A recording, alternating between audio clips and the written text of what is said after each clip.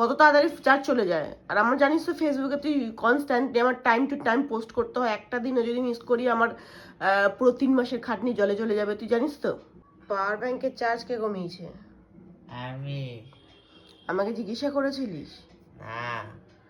53 হলো কি করে? আরে ফোন চার্জ আমার ফোন 3 বার চার্জ দিই আমি পাওয়ার ব্যাংকে, 20%-এর বেশি না, আমি 100% কমপ্লিট করা ছিল। 80 ছিল।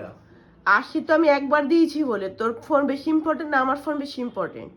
আমার হটস্পট নেবে। হটস্পটের দরকার নেই আমার, কালকে রাতের থেকে কারেন্ট নেই, এটা চার্জ হতে এতটা সময় নেয়, এবার আমি এটা চার্জ দেবো কি করে? আমার ফোনের জানিস তো তুই আইফোনের চার্জের কি সমস্যা, কত তাড়াতাড়ি চার্জ চলে যায়। আর আমার জানিস তো ফেসবুকে তুই কনস্ট্যান্টলি আমার টাইম টু টাইম পোস্ট করতে হয়, একটা দিনও যদি মিস করি আমার পুরো 3 মাসের খাটনি জলে চলে যাবে, তুই জানিস তো।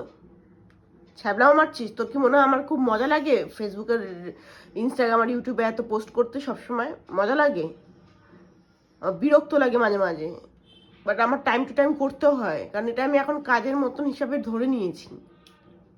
এত স্পর্ধাকে দিয়েছে যে আমাকে জিজ্ঞাসা না করে তুই পাওয়ার ব্যাংক ধরেছিস আমার।